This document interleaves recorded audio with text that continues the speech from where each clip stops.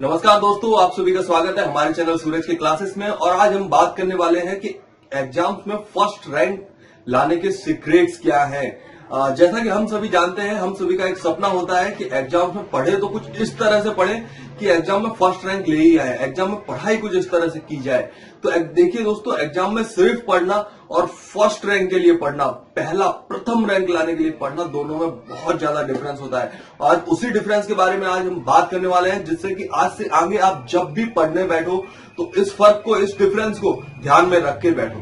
तो इसलिए चलिए आइए अब शुरू करते हैं एग्जाम से फर्स्ट रैंक लाने के सीक्रेट्स, जो आज की वीडियो का हमारा टाइटल है, secrets to get first rank in exam.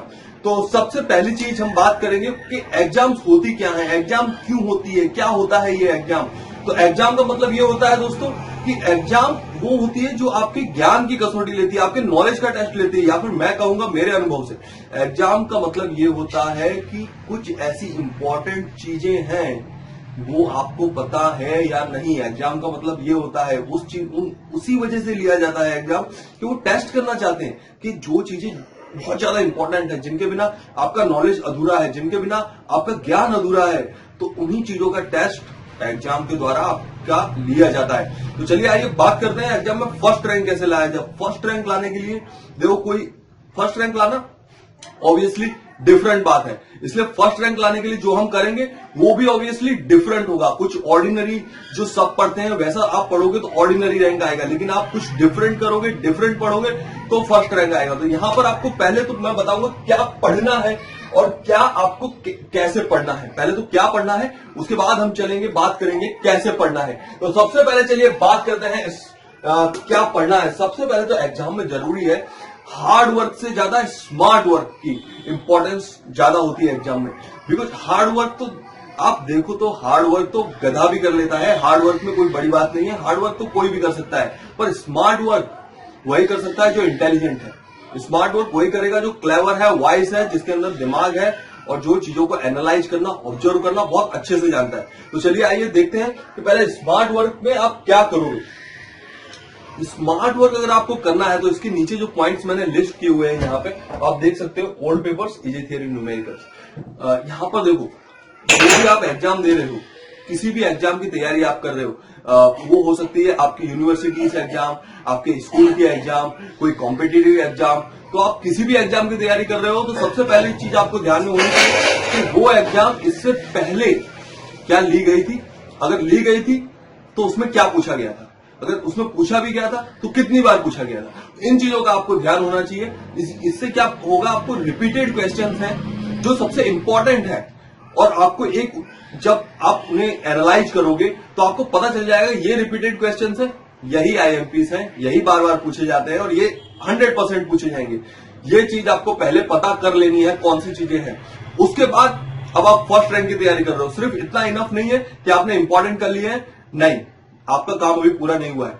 अब इसके बाद आपको किसी भी सब्जेक्ट में दोस्तों अगर आप देखो तो कुछ पोर्शन ऐसा होता है उस सब्जेक्ट का, कुछ ऐसा एरिया होता है जहां पर आपको इंपॉर्टेंट जो मैं कहूंगा इंपॉर्टेंट भी और उसके अलावा इजी, जो कुछ एरिया में आपको देखोगे, न्यूमेरिकल्स में ले लो आप, थियरीज में ले लो, वहां पर कुछ पोर्शन ऐसा होगा जो इजी होगा, काफी इजी होगा, लेकिन हम क्या सोचेंगे कि वो तो कभी पूछा नहीं जा रहा है, क्यों याद करूं उसे, ये थियरी तो कभी शायद 10 साल पहले पूछी गई थी, ये तो अभी 3-4 साल से पूछ नहीं रहे। नहीं, ऐसी ये मेंटालिटी आपको चेंज करनी है। जो इजी है वो आपको कर ही लेना है, भले वो नहीं पूछा जा रहा है, भले कभी नहीं पूछा गया, लेकिन आपको जो इजी है, न्यूमेरिकल है या थियरी है, वो कर लो। तो ये दो काम आप ओल्ड पेपर्स के रिपीटेड क्वेश्चंस जो पूछे गए हैं, अब तक पूछे गए हैं, जिनके चांस ज्यादा हैं पूछे जाने के एग्जाम में, वो आप पहले करोगे। उसके बाद दूसरा एक चीज होती है जो इजी थियरी न्यूमेरिकल्स हैं, उनको आप सॉल्व कर लोगे, और उसके बाद भी आपके पास समय बचा होगा, डेफिनेटली बचा होगा, अगर आप पूरे ध्यान से पढ़ रहे हो तो। फिर क्या करोगे आप, इसके बाद आप, मैं यहां कहूंगा क्लास नोट करो। क्लास नोट जो आपके टीचर्स आपको पढ़ा रहे हैं, अगर आप स्कूल की एग्जाम्स में अटेम्प्ट कर रहे हो, कॉलेज यूनिवर्सिटीज की एग्जाम में अटेम्प्ट कर रहे हो, तो जो प्रोफेसर्स होते हैं, जहां तक मेरा अनुभव है, वो वही आपको पढ़ाया जाता है जो ज्यादा पूछने के चांस है।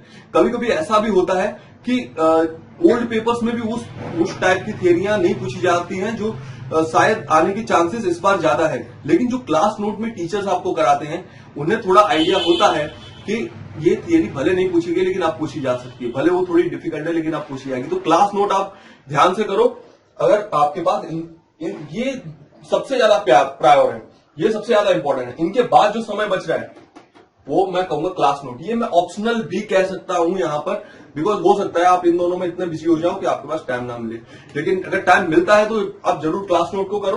क्लास नोट में जितनी भी थियरियां कराएंगे, जितने भी न्यूमेरिकल, सब कुछ आपको कर लेना है। तो ये बात आपको ध्यान रखनी है। ये 3 इंस्ट्रक्शन है आपको क्या पढ़ना है उसके बारे में।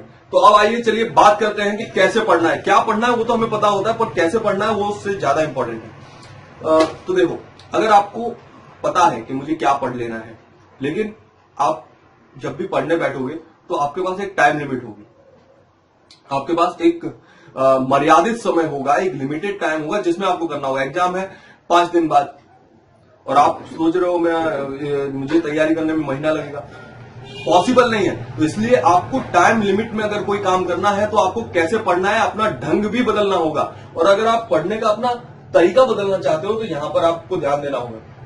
इन 2 बातों पर आपको खास ध्यान देना होगा। सबसे पहली चीज पढ़ने के लिए जरूरी होती है वो ध्यान। उसकी काफी सारी टेक्निक्स हैं, जैसे मेडिटेशन के थ्रू भी आप अपना ध्यान बढ़ा सकते हो, आपका कंसंट्रेशन लेवल बढ़ा सकते हो। लेकिन यहाँ मेडिटेशन की बात मैं हो सकता है आने वाले वीडियोस में करूं, आज नहीं कर रहा हूं। लेकिन मैं यहाँ कहूंगा पीसफुल इन्वायरमेंट जो आपके हाथ में है। अगर आपको मेडिटेशन नहीं पता है, नहीं कर रहे हो, समय नहीं है अगर, तो आप पीसफुल इन्वायरमेंट में जाके पढ़ो। वो बहुत अच्छा तरीका है पढ़ने का। आप जब भी पढ़ने जाओ तो एक चीज का जरूर ध्यान रखोगे, अपना सेल फोन, अपना दूसरी डिस्कशंस, कोई फ्रेंड्स, सब कुछ दिमाग से निकाल के आप ऐसी जगह जाके बैठकर पढ़ोगे जहां पर कोई नहीं है, आपको बिल्कुल शांति मिल रही है, कोई डिस्टर्बेंस नहीं है, कोई हर्डल नहीं है, कोई नॉइस करने वाला नहीं है। उस जगह पर आपको जो पढ़ना है बस उसी के बारे में ध्यान आता है और चीजें जल्दी कैप्चर होती है दिमाग में। और इसी वजह से आपको जो थियरी पढ़ने में 1 घंटा शायद लगता था वो शायद 15 मिनट में आप तैयार कर सकते हो। तो इस वजह से आपका सिलेबस जितना भी है वो आप जल्दी से जल्दी कवर करोगे और आपकी पॉसिबिलिटी फर्स्ट रैंक लाने की यहाँ बढ़ जाती है। तो चलिए अब बात करेंगे दूसरे पॉइंट की, जो है इमेजिनेशन पावर।